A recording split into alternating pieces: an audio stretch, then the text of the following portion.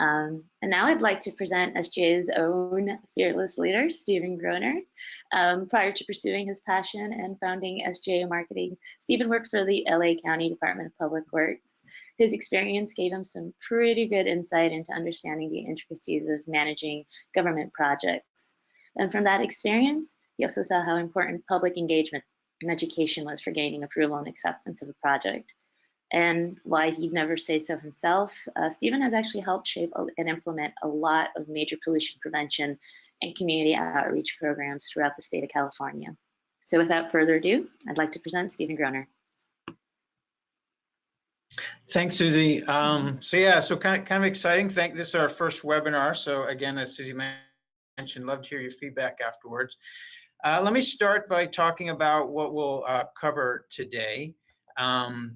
What I really want to hit on is first explain what exactly is a snackable video, and also why it's important to add it into your outreach mix, why video is becoming kind of so important kind of in our world.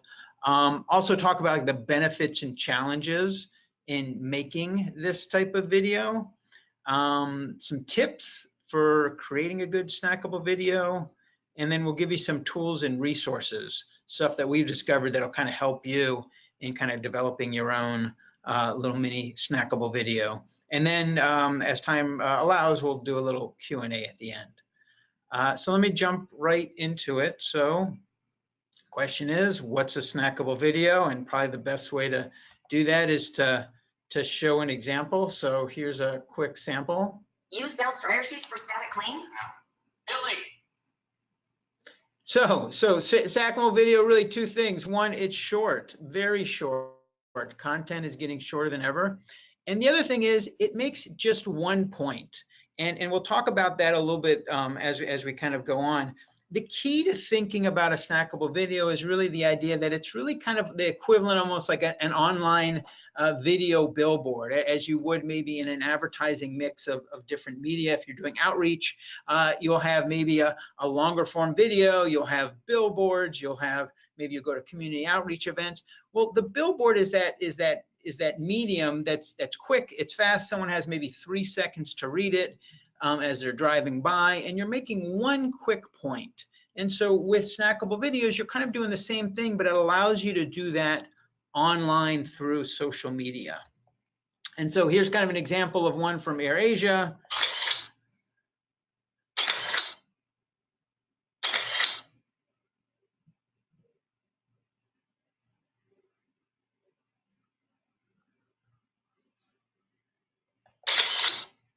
Haha, there you go. So a nice quick punchline. It makes one quick point, has a little humor, but it allows the message to get across succinctly and simply, but in a video content where you can push it through social media online.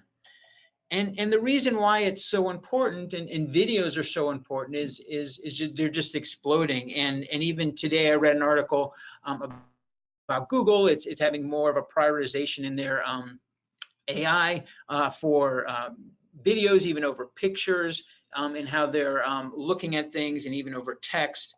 And so it's becoming more the medium that people are turning to. Just by the numbers, video content's doubled on YouTube from 2016 to 250% on Facebook. And then not only that, but have video content. So a video tweet is 6 times more likely to get retweeted than a photo post. And then even looking at some kind of retina analysis, they look at people gazing kind of 5 times longer at video than static images, based on data from Facebook and Instagram. So not only is there more of it there, but it's because things are so busy, it's more likely to capture the attention of your audience. And doing it in a quick fashion is really important. But here's the other thing that's interesting about it, and I think what's important and kind of helps, especially for programs that don't have large budgets. So videos don't have to be perfect. We're kind of in this YouTube age, if you will, where we're not looking for TV quality production. We're looking for stuff that's, if you will, kind of quote unquote amateur, but it has to have content that people care about. So the video production doesn't have to be great, but the content has to be good to capture your attention. It must have must be clear and to the point. It's got to be quick.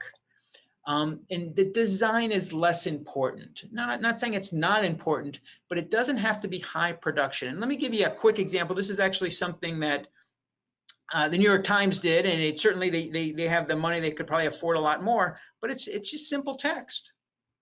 So here's from the New York Times on their Instagram page, very current media subject matter.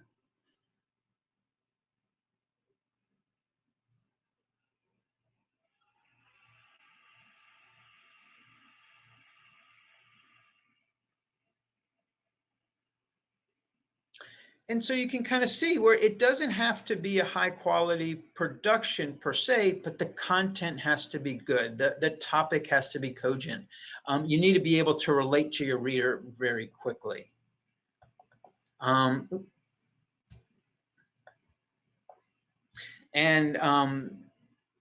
there's also a lot of video types on social media.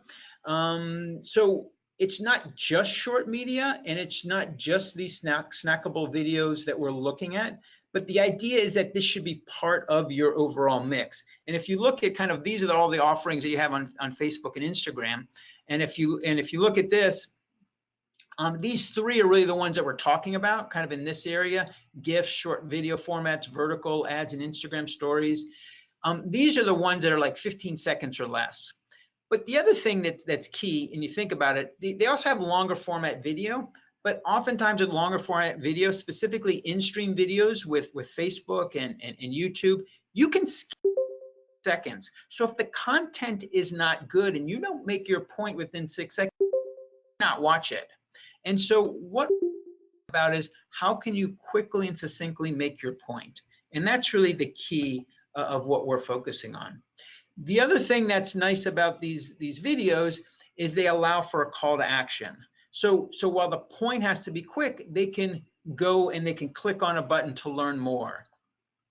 Maybe you want them to sign up for something. Maybe you want them to download the longer version of it if you kind of capture their interest. Or maybe you're simply wanting to kind of catch their attention and become part of your e-newsletter and subscribe to your newsletter so you can get more content out to them. The point is you're making a quick message, and then you're kind of pulling them in, you're enticing them to get more information from you if they're interested. So again, if you remember from our New York Times Instagram feed, you see that they have their content up here, but then down here, this bar, they've got learn more. And so they highlight it blue, and then you can click on this to subscribe or to get more information, etc. And so it allows you to have a call to action. So not only can you tell if people are viewing through the analytics, through Instagram, Facebook, YouTube, what have you, analytics of the video, action button, so you can see if people are reacting to what you're doing, and then you can start throwing out multiple snackable videos where you can A/B test them and see which one is getting your audience to respond better. The other thing that's critical with this is that video needs to be mobile friendly, and more consumers are watching video on their mobile device. And so not only is it important to realize that, but realize that most of the video is actually being seen on mobile devices. And so it's also how you produce your video, and then the sizing the video, and then also the length, because people on mobile are much more unwilling to watch longer videos, and their preference is for much shorter videos. So 15 seconds or less is what they're really looking for. And just some trends in what they've seen in the last couple of years. This is from 2015, average lengths of Facebook videos, about 55 seconds, so about a 60-second ad. This is 2015. That was a total length of Facebook videos, but realize that the average person only watched 18 seconds of it, so about a third of the video. They only watch about a third of the way through the video. Now, here's what's really interesting. Then their data came out for 2017, and this actually surprised me quite a bit. So the average length of videos is actually getting longer. And actually, there is a desire for people to go online and search out that information, that how-to video on what they want to do. And so longer format videos are not going away. They're still important. But here's the thing. It's very competitive. And if you don't capture their attention quickly, they'll move on. And so while the average length of video is almost 4 minutes, the average watch time is only 10 seconds. So if you don't capture their attention quickly, there's other content on there and they will move quickly on to the next video, the next post, the next what have you. And so it's really important to have that information come out quick to capture their attention. So how short is short? What should you be doing? So clearly a snackable video, ideally it should be under 15 seconds. But as we saw, kind of average watch time is 10 seconds. And then the other variable to realize, especially if you're doing anything that's kind of advertising in stream, they can skip the content after 6 seconds. So if you're not catching them quick, they may pass you right by. So when you think of snackable videos, these short formats, think of as additive, not for the full story. So maybe you have a 60-second video that has 6 different points. Well, instead of creating one 60-second video, maybe you want to create 6 10-second videos to make a quick point about each item instead of trying to build your case over a longer format. And test it out. What is that one point that's most likely to drive your audience? And then the last thing to think about with this is snackable videos, what we're really talking about is something that's a push instead of a pull. And that's kind of the marketing terms for people that may not be as familiar. So the best example of this would be, for example, if you send out an e-newsletter, that's a push. You're pushing information out to your resident, to your audience, as opposed to like a website, which is a pull. People are coming to you. And so when you think about this, think about snackable videos as a push. So you're pushing content perhaps into someone's feed. It needs to be quick. It needs to be succinct. Whereas if they're coming to your website and you're doing kind of more of a pull and they're searching out your information, that's the format where you should use maybe a longer format where they have time and they're kind of seeking your information. So again, one doesn't replace the other, but they should be used in a mix in how they kind of fit together. And then the last thing that's incredibly important is choose that one point you want to get across. And how do you want to kind of coat that video quickly into telling that one point to your audience? So challenges and benefits of a snackable video. So obviously the first big challenge is, how do you tell your story in 15 seconds or less? Obviously that's the key. And here's the thing, and this is nothing that's rocket science, if you will, or anything that's been around for years, for millennium, is telling a story in the idea of the classic sense that you have 3 parts of a story. You have that beginning where you introduce, if you will, the hero character and the setting and the context of the story. You have the middle part where the hero kind of discovers the challenge and kind of fights the monster, the obstacles, what have you. And then you have kind of the resolution at the end. Well, what we're doing with these videos and trying to tell a story in 15 seconds or less is the idea is that you're using the context needs to be kind of automatic.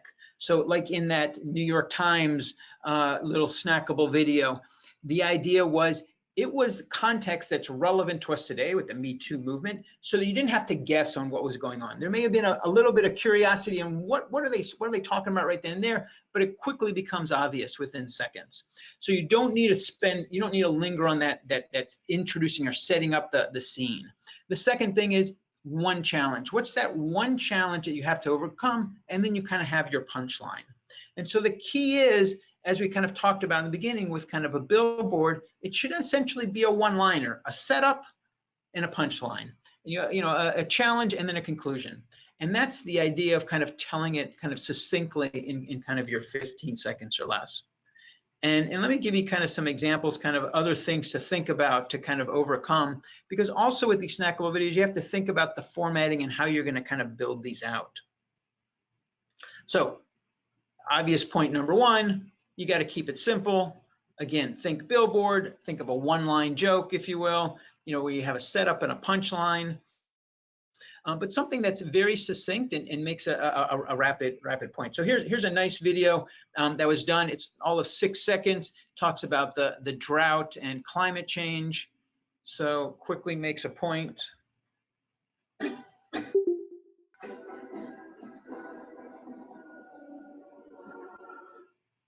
So very rapid. I mean, and it makes one point quickly. It doesn't give you the whole story, why it happened, stuff like that, but it focuses people on the issue.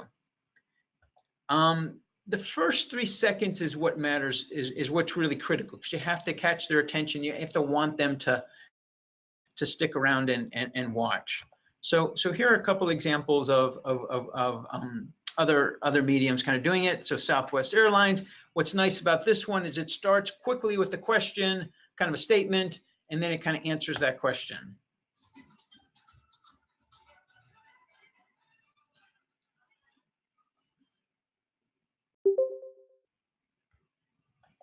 And then one of my favorites, if you will, Ben and Jerry's. So you'll see I have a soft spot for this.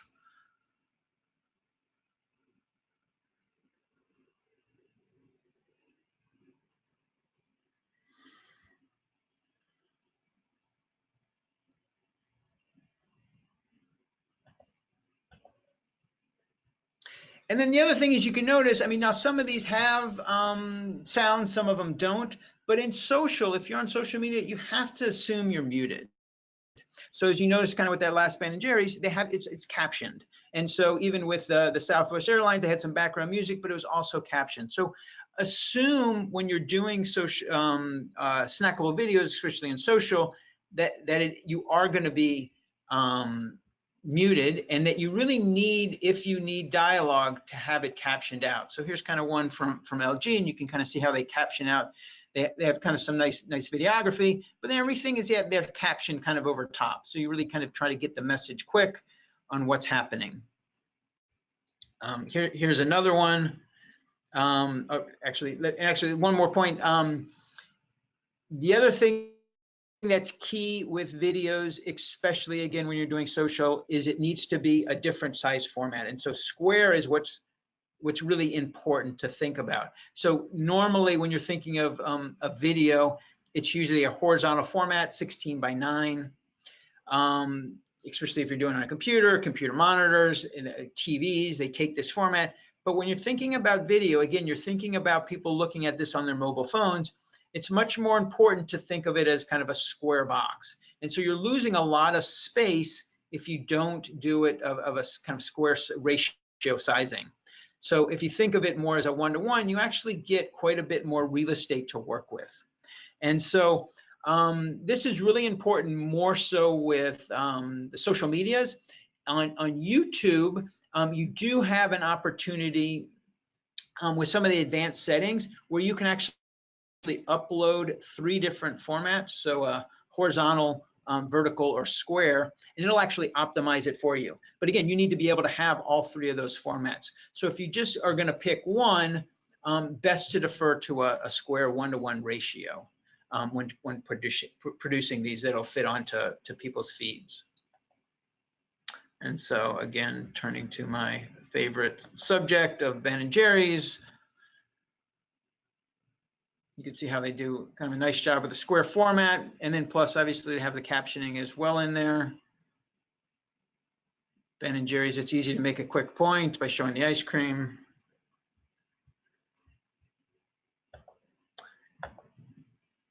And then the last point is movement. And this is kind of an obvious point. Obviously you have video. What makes video really so important is that it captures the eye. Your eye naturally goes to where there's this movement. And it doesn't have to be big videography.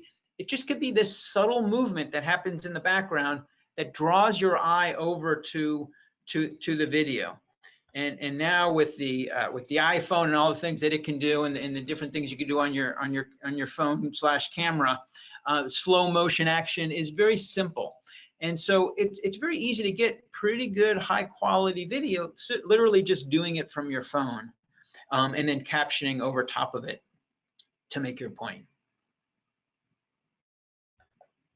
And that gets to I think that the last point of these snackable videos. It doesn't have to be expensive. it could be pretty simple, and there's some great tools out there that allow you to basically take photos and perhaps overlay text on top of it. So here's kind of one for a travel site that was done. And again, it's pretty simple. You can see they're just basically using photos, some nice photos with some movement on their captioning.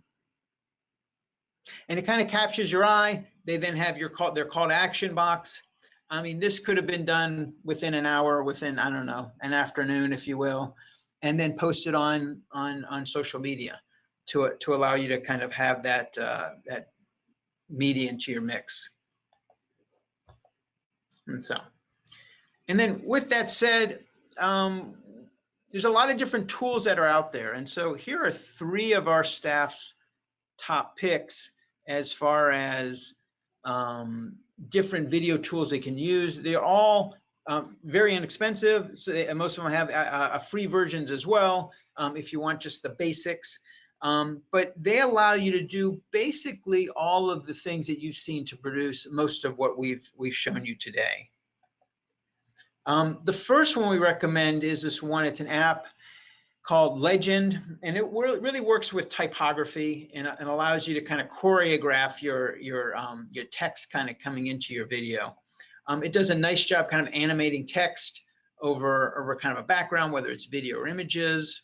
Allows you to save into various formats, and allows you to kind of do a lot of this stuff in app as far as kind of animating options for your text. And then it kind of puts out kind of shorter form video specifically. And it's under $5, so pretty tough to kind of go wrong with that. Here's kind of a sample of some stuff that it can do as far as kind of the text and animation.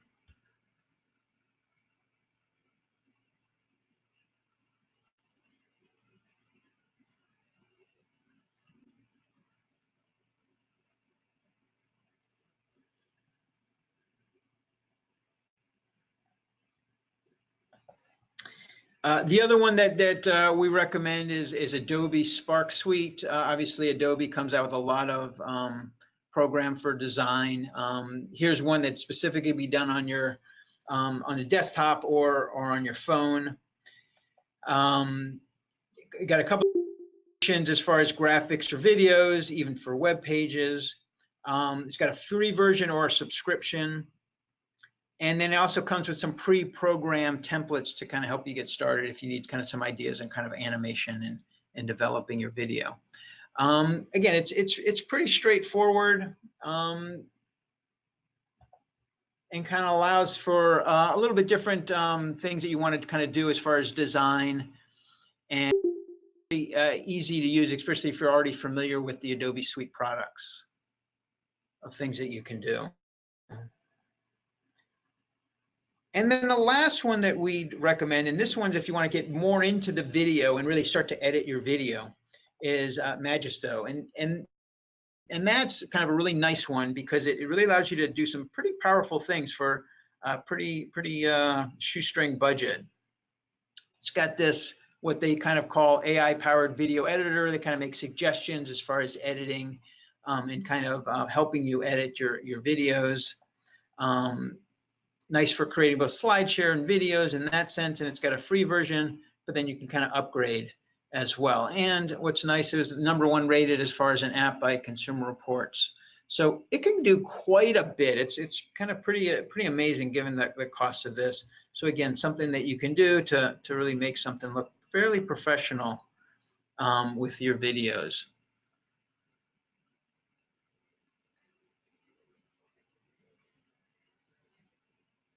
So obviously you can see they are kind of overlaying with various different text, and then they can kind of color and filter out some of the coloring as well. And they have various different features for the video as well in the motion. So it really does a nice job to kind of be able to really, if you want to get in and edit your videos and do something a little bit more sophisticated. And again, doesn't cost too much. So with that, so obviously most people are on a budget. How do you do these? How do you do these quickly and inexpensively? Well, it starts really with content, and starting with content. And truth be told, if you remember, I showed you this one in the beginning. this is actually not a video that AirAsia created. This is actually something I did in about 15 minutes. I basically pulled off a photo of a billboard that I thought was pretty cute, and basically animated it. I basically pulled this into PowerPoint and animated the text over top, and based on that was able to get a pretty simple little snackable video within took me about a half an hour to do this. I mean, probably take you even less. But that's the idea, is start with good content, but then the video part is actually pretty simple. Given the tools that are out there, it's something that we can pretty much all do pretty inexpensively and with not a whole lot of time and effort.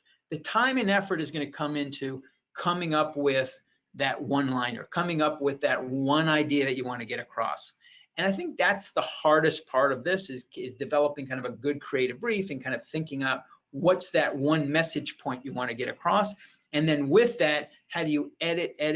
How do you strip away everything else so you have just that one point that you want to get across?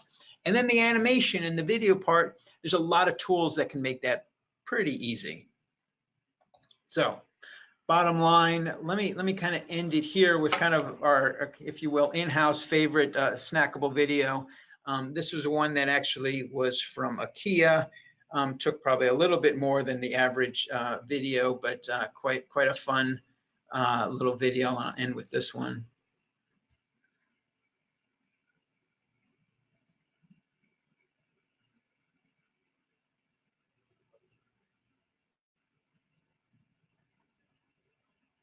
So again, connects quickly. It makes a 1 point. It kind of pulls in a little bit of emotion, but does a nice job at kind of quickly, kind of succinctly, kind of getting a message across. So with that, let me do a quick recap, and then we'll kind of dive into questions. So number one, again, what we're thinking of is 15 seconds or less. Videos, they're additive. Think of these as kind of different video points that you're trying to make that'll kind of over all of them kind of create, if you will, kind of what a longer format ad will be. They're not replacing those longer format videos. They're best for brand recall, so thinking of what your issue is, or perhaps a call to action. And then think about snackable videos as something that's more of a push than a pull. So something that you're pushing out into people's feeds, as opposed to a longer format video where they may see on your website, or they may go to your YouTube channel. And then the last thing is, what's that one point you want to get across, and strip everything else away. And then if you have more than 1 point, think about making more than one videos, and then A/B testing it to see which is the video that's most likely to kind of reach and connect with your audience. And thank you so much from SGA. It's been great having you here. Okay, Stephen, we did have some questions typed into our chat. The first one being, someone asks, if they have limited resources, should they focus on creating one good video or create multiple low-cost ones to test performance? So if you have kind of limited budget and you have a choice between the two, I would suggest doing a few low-cost videos and actually test those out. Do a little A/B testing and determine kind of which one works best. Otherwise, you're kind of putting all your eggs into one basket, and you still got to reach people. You still got to make sure that it gets into their feed, and you're more likely to get it into their feed unless you already have a captured audience that you're speaking to. So I guess to kind of round out that question, it does matter on your audience and who you're reaching, and if you're giving new information to people that you haven't, if you will, have as part of your kind of client or audience group, or if you're reaching out to new people, and that should kind of determine which way you go. So again, kind of that, are you pushing or are you pulling with your marketing? We also did have another one from Carlos. He was asking at the end if we would play some examples of Snackable videos created by SGA.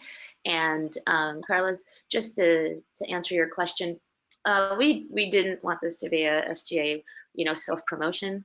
However, we can definitely include some examples of our work with that follow-up email if that's something you're interested.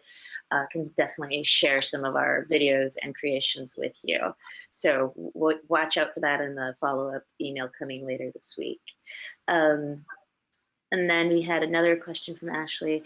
What platforms are available to create snackable videos if a team does not have experience with video creation? So we gave a couple there in the example. So I mean, definitely they have some really good products. I think that my last one is fairly cheap, Magisto, which you can literally edit some of these videos on your iPhone, if you will. There's also a desktop version. If you're familiar with Adobe, Adobe has that app that they use as well. So again, part of it depends on, are you looking to edit video per se and actually do the video editing, which I'd air to one of the second two, or if you're really trying to do some kind of text overlay on perhaps some pictures or something like that, just to kind of do something very simply. So it a little depends on your level to dive deeper into videography. Mm-hmm. Yep, and Carol Steinfeld had a similar question about how are they stringing all these images together, but as we discussed the different platforms, she responded, the question was answered. So thank you, Carol, for that. John asks, what do you have to pay Instagram for something like the New York Times ads, including the Learn More link? So with ads, I mean, so again, it depends on your reach and what you're going to be doing with Instagram, like Facebook and different advertising and social media. You're going to pay per click, and then what you're going to do is actually bid on a price. So part of it depends on when you're pushing your ads out, what the amount is. But then what you do within social media is you can put a cap on the amount you want to spend, and so it'll go out, but it'll go up to a cap. As far as that amount. But then one of the nice things about it is if it's more popular, it can actually lower your cost. And so it's more likely. So they have kind of a funny algorithm again, for most people, you realize is that Instagram's owned by Facebook, so the two kind of have the same ad platform, is that if it's more popular, their algorithm will actually reduce your costs because they see it as something that's going out to their audience that they have some compulsion to kind of have interest in. And so what you want to do is test out a couple different videos and see what your ad costs will be. It'll vary, and it may be different depending on the ad and how likely people are to click on it, and also to that audience that you're pushing out to and how competitive that audience segment is for other people that are trying to push out media. So there's not a fixed cost, if you will. It's kind of up to you to set your budget and set it within their ad system. And we just received a follow-up question, which we may have answered, but I'm going to read it anyways. If we have around 1,000 followers on social media, how much money should we spend on promoting videos, say on Facebook? Yeah, so it's a good question. I mean, it really depends on your budget overall, because again, these snackable videos shouldn't be anything in your budget, and you may also be wanting to put out other content and boosting posts. So it's a tough question to answer in the sense that it depends on what your overall budget is. And then also it depends on, those 1,000 followers, what's the competitive nature of that landscape? So for example, sometimes we do outreach to people that are likely to go to home improvement stores because we're wanting to get people to properly dispose of their household hazardous waste. Well, if we're competing directly with the home improvement store market like Home Depots and Lowe's, it gets very expensive. But if we can figure out kind of a niche to talk about that's outside of the purview of maybe what Home Depot cares with, the market and the cost of reaching out in those ads becomes a lot less expensive. And so again, that's where you want to play a little bit with it and ideally kind of do a little bit of A/B testing with your ads to see what that price point is going to be. And then seeing then even with that, if you can then lower your price point over time, depending on kind of how narrowly you're focused to your audience, and how effectively your message is reaching them and kind of resonating with them. So I'm not sure I completely answered your question specifically. I'm not sure there's enough detail there to answer it. But that's kind of, I think, a general approach that we take to trying to answer that question.